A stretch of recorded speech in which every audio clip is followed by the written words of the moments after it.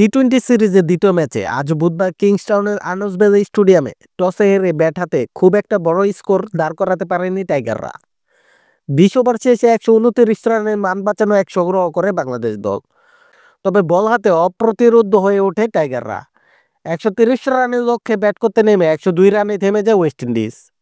টাইগাররা জয় পায় 27 রানে। ফলে এক ম্যাচ হাতে রেখে সিরিজ নিশ্চিত করল টাইগাররা।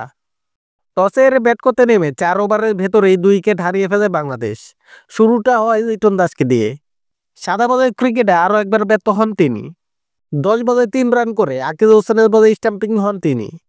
4 বলে 2 রান করে রস্টন চেজের বলে বোল্ড হন তানজিদ হাসান। মাঝে কিছুটা বিরতি দিয়ে 3 ওভারে 3 উইকেট হারায় বাংলাদেশ। শুরুটা হয় সৌম্য সরকারকে দিয়ে। 18 বলে 11 রান করে রান আউট হন তিনি। পরের ওভারে এসে রিশাদ হোসেনকে বোল্ড করেন গুতাগেস মতি। 25 বলে 26 রান করে আলজাদি জোসেফের বলে ক্যাচ দেন মেহেদী হাসান মিরাজ।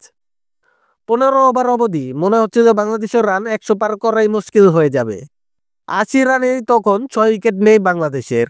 কিন্তু শেষটা দারুণ করেন শামীম হোসেন। 17 বলে 2 ছক্কা ও সমান 4-এ 35 রান করেন। শেষ 5 ওভারে তোলে 49 রান। ওয়েস্ট ইন্ডিজের পক্ষে 4 ওভারে 25 রান দিয়ে 2 উইকেট নেন মতি। 4 ওভারে 16 রান দিয়ে আকিব হোসেন পান 1 উইকেট। আন্তারায় নামা ওয়েস্ট ইন্ডিজকে প্রথমে ধাক্কা দেন তাসকিন আহমেদ। ইনিংসে 3য় ওভারে 2 উইকেট নেন তিনি। শুরুটা করেন ব্র্যান্ডন কিংকে দিয়ে। 5 বলে 8 রান করে উইকেটের পেছনে ক্যাচ দেন তিনি। এরপর 4 বলে 0 রান করা আন্দ্রে ফ্লেচারকেও ফেরান একইভাবে। পাওয়ার প্লের ভেতরেই বাংলাদেশকে আরও 2টি উইকেট এনে দেন মেহেদী হাসান। জনসন চার্লস 12 বলে 14 রান করে তার বলে হন এলবিডব্লিউ। এরপর 8 বলে 5 রান করা নিকোলাস পুরান প্রথম স্লিপে ক্যাচ দেন সৌম্যর হাতে। পাওয়ার প্লে শেষ হতেই তানজিম সাকিবকে বোলিংয়ে নিয়ে আসেন অধিনায়ক লিটন। তিনিও উইকেট পেতে পারতেন, কিন্তু স্লিপে রবম্যান পাওয়ারের ক্যাচ ছেড়ে দেন সৌম্য। আঙুলে ব্যথা পেয়েও মাঠ ছাড়তে হয় তাকে। পরের ওভারে এসে অধিনায়ক রবম্যান পাওয়ারকে ফিরিয়ে দেন হাসান মাহমুদ।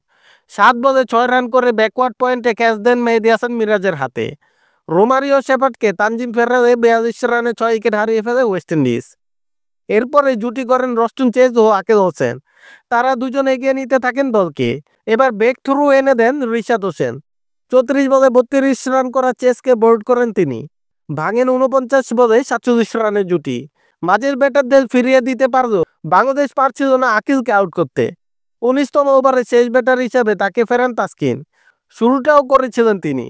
ব্যাকওয়ার্ড পয়েন্টে দাঁড়ানো মিরাজের হাতে আকিল ক্যাচ দিলে জয় নিশ্চিত হয় বাংলাদেশের।